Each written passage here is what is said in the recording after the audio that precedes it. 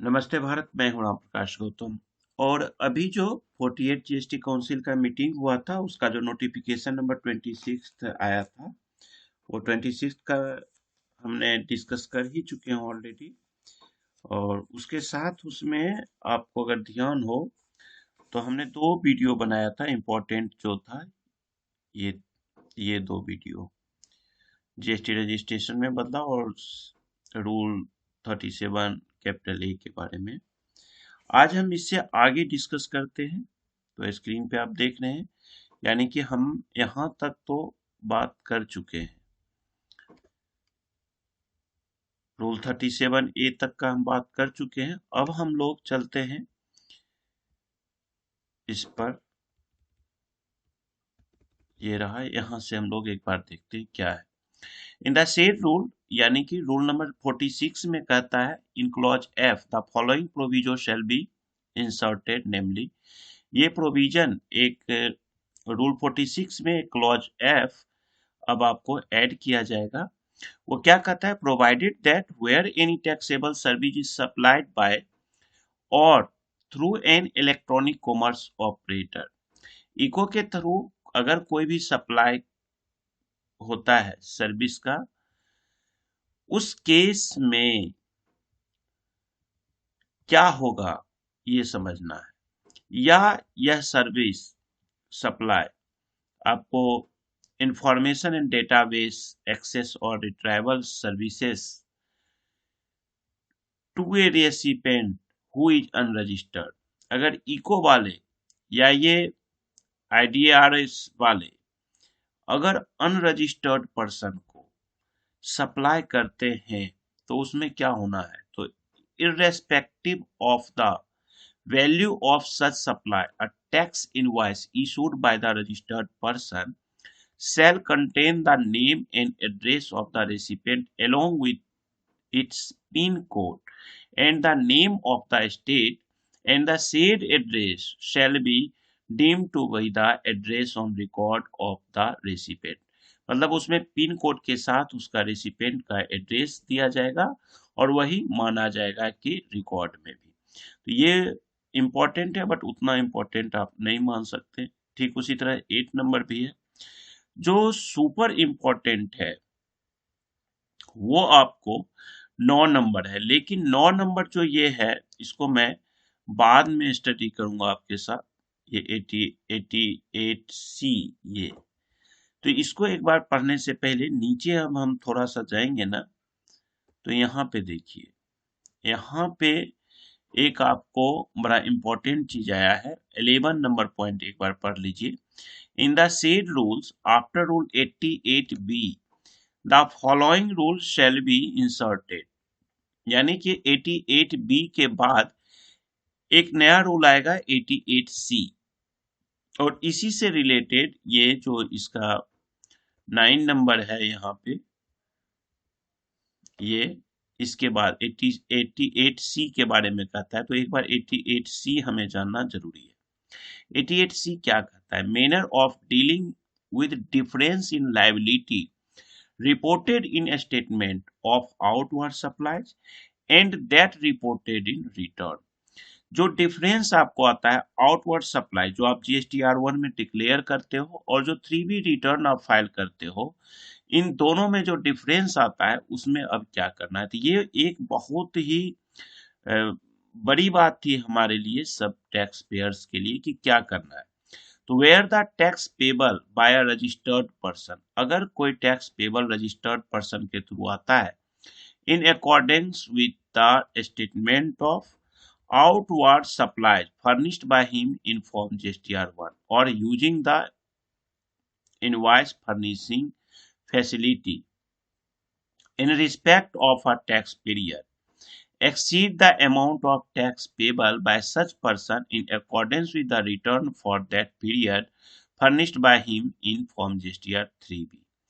अभी क्या होता था कि अगर आपका पेबल और पे में R1 और 3B में अगर कोई ज्यादा डिफरेंस हो जाता था तो रजिस्ट्रेशन आपका ऑफिसर कैंसिल कर देता था। लेकिन अब इसमें ऐसा नहीं किया जाएगा। इसी के लिए एक आपको मौका दिया गया है कि अगर डिफरेंस होता है तो by such amount and such percentage as may be recommended by the council, अभी रिकमेंडेशन हुआ है काउंसिल का, अभी और इस पे क्लेरिफिकेशन आना है कि क्या वो करते हैं, अमाउंट या कुछ परसेंटेज देंगे।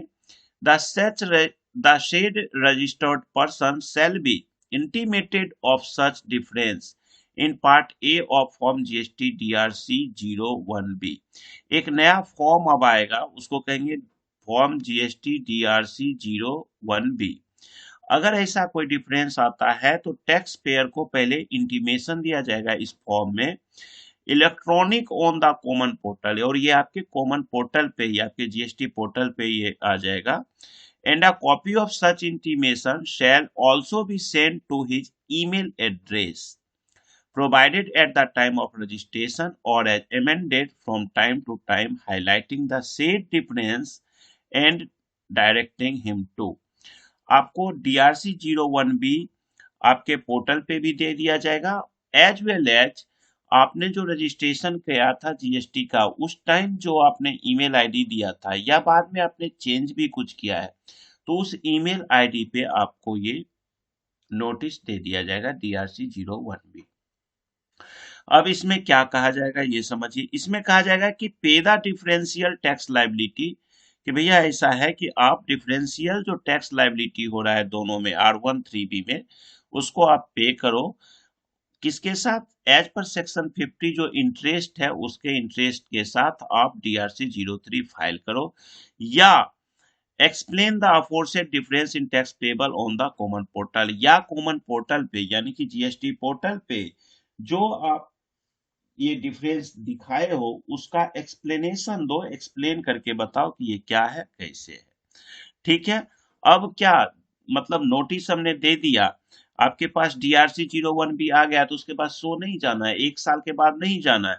यहाँ पे इन्होंने एक क्लियर टाइम दिया कि आपको 7 दिन के भीतर, 7 दिन के भीतर with in a period of 7 days.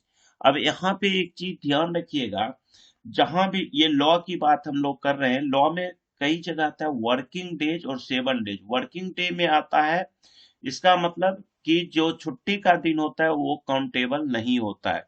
But जहां पे सिर्फ और सिर्फ दे दे 7 डेज, तो उस केस में आप क्या करिएगा, अगर with in a period of 7 days दे दिया तो आपको 7 दिन गिनना है, ना कि वहां पे अपना दिमाग नहीं लगाना है कि लॉ में बकायदा लिखा होता है 15 वर्किंग डेज 7 वर्किंग डेज, तभी आप मान के चलिएगा कि मुझे वर्किंग डे ही सिर्फ काउंट करना है। क्लियर? नेक्स्ट कहता है the registered person refer to sub rule 1 shall upon recipient of the intimation refer to in that sub rule either. अब ये जो ऊपर आया है सब रूल 1, उसमें क्या करना है, पे the amount of the differential tax liability as specified in part A of form GST DRC 01B के पार्ट ए में आप या तो फुल्ली या partially along with interest under section 50 through form GST DRC 03 and furnish the details thereof in part B of form GST DRC 01B electronically on the common portal. या तो आप पे कर दीजिए और उसका डिटेल्स जो है DRC 01B में अपडेट कर दीजिए, और पे कैसे करना है, एज पर सेक्शन 50 जो इंटरेस्ट होता है वो लगा के, या आप जो है पार्ट बी जो इसका है DRC 0B का, उसमें आपने जो क्या ये डिफरेंस किया है उसका रिप्लाई अपने पोर्टल पे अपलोड कर दीजिए विद इन द पीरियड, कितने दिन के अंदर, 7 दिन के भीतर। अब इसके बाद हम इसका 3 नंबर भी पढ़ लेते हैं।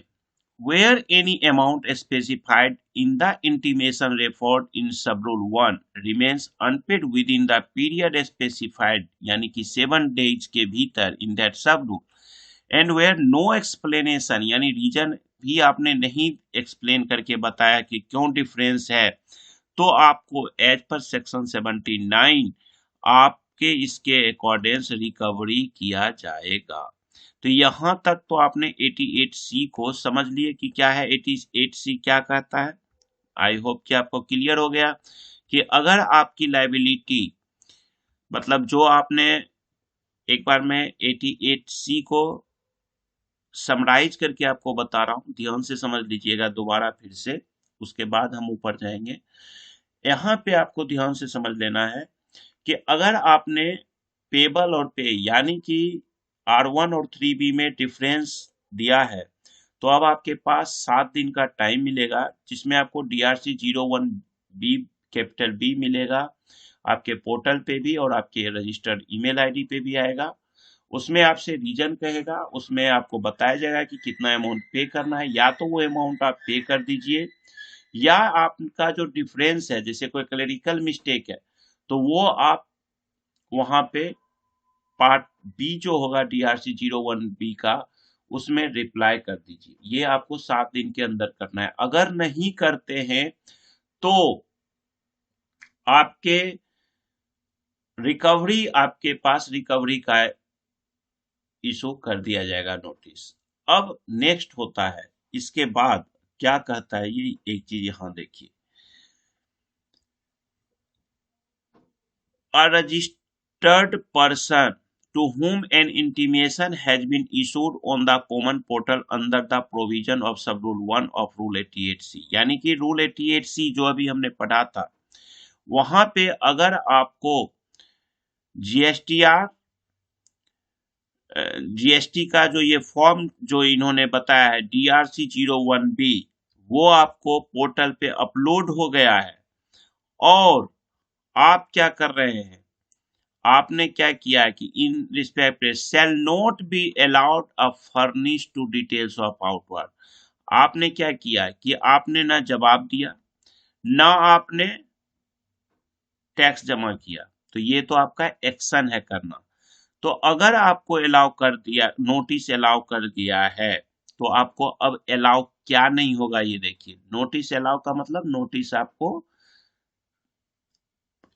पोर्टल पे और मेल पे भेज दिया गया है, तो आपको अब आउटवर्ड सप्लाई ऑफ गुड्स और सर्विसेज और both under section 37 inform GSTR1 और using the invoice furnishing facility for a subsequent tax period unless he has either deposited the amount specified in the said information or has furnished a reply explaining the reason of any amount remaining unpaid as required under the provision of sub rule 2 of rule 88C।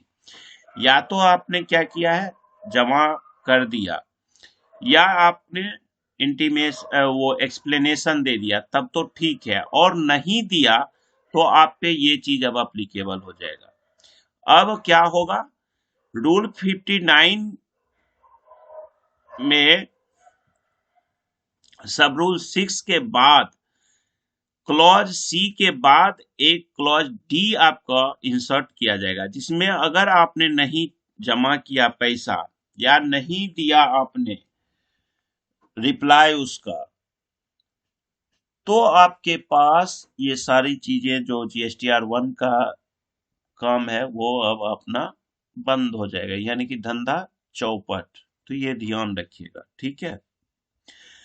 उसके बाद एक important point और आया है कि in the set rules in rule 87, एक rule 87 में सब रूल 8 में जो है एक प्रोविजन इंसर्ट किया जाएगा। बहुत इंपॉर्टेंट ये प्रोविजन है, इस प्रोविजन को ध्यान से समझ लीजिए।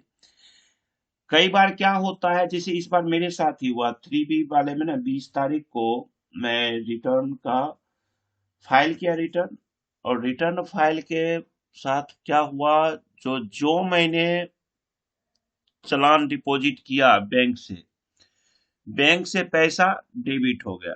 समझिएगा चीजों को, बैंक से पैसा डेबिट हो गया और वो पैसा मेरे पोर्टल पे शो नहीं किया।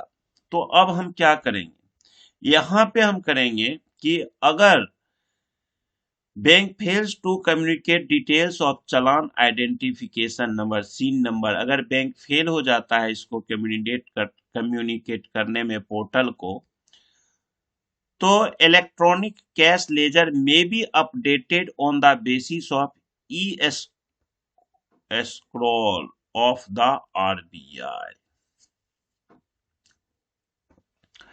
In cases where the details of the said e-scroll are in conformity with the details in challan generated in form GST PMT 06 on the common portal। अब देखिए ये अपडेट होगा पोर्टल पे, रिजर्व बैंक का कोई ये ई स्क्रॉल आएगा, update होगा इसके बेस पे कैश लेजर अपना, और उसके रेफरेंस से उस पैसे को एडजस्ट किया जाएगा। तो ये बहुत अच्छी स्टेप है। अब ई स्क्रॉल क्या है ये एक बार पोर्टल को अपडेट होने दीजिए थोड़ा सा। मुझे लगता है नए साल में आपको ये सारी चीजें देखने को मिल जाएगा पोर्टल पे, आई होप। तो ये बहुत इंपॉर्टेंट ये चीजें थे, डिसीजन जिससे बिजनेस करना बहुत आसान हो जाएगा व्यापारियों को। उसके बाद अगर हम करें तो कुछ रिफंड से रिलेटेड कुछ नोटिफिकेशन है, चेंजेज हैं जो मैं डिस्कस करूंगा धीरे धीरे। फिर अपील से रिलेटेड है। उसके बाद जो इम्पोर्टेंट आया है ना, इसमें कुछ आपको GSTR 1 में चेंज किया गया है। GSTR 1 in the schedule in form GSTR 1, जिसमें बहुत सारे बॉक्सों में चेंज किया गया है। तो इस पे भी हम लोग डिस्कस करेंगे, इसका सेपरेट वीडियो। कुछ टेबल में चेंज हुआ है वो सारी चीज हम देखेंगे, पोर्टल पे आ जाएगा तो ज्यादा बेहतर होगा। एक वीडियो में, ये वीडियो में आपको 3 या 4 तारीख को बना के दूंगा, 3-4 जनवरी को 2023 में। फिर नया कुछ टेबल जुटेगा, टेबल नंबर 14 वगैरह, जैसा कि यहाँ दिखा रहा है ई कॉमर्स वालों के लिए 14A। तो उस पे हम लोग फिर डिस्कस करेंगे अगली वीडियो में। तो चलिए इस वीडियो को हम यहाँ खत्म करते हैं। आशा करता हूँ कि आपको क्लियर हो गया होगा। आपको जो भी क्वेरीज हो ध्यान से समझिए, जितने भी चेंजेज आ रहे हैं उसको ध्यान से पढ़िए, नोटिफिकेशंस को ध्यान से पढ़िए। और जो स्टूडेंट हैं वो मुझे 8448610923 पे व्हाट्सएप कर सकते हैं। मेरे टेलीग्राम चैनल को सब्सक्राइब कर लीजिए, जहां पे आपको सारे अपडेट्स मिलेंगे और उसके साथ साथ वहां पे सारे नोटिफिकेशन भी अवेलेबल है। ठीक है, तो आप वहां से देख सकते हैं। तो चलिए इस वीडियो को हम यहाँ खत्म करते हैं। Thank you, bye bye.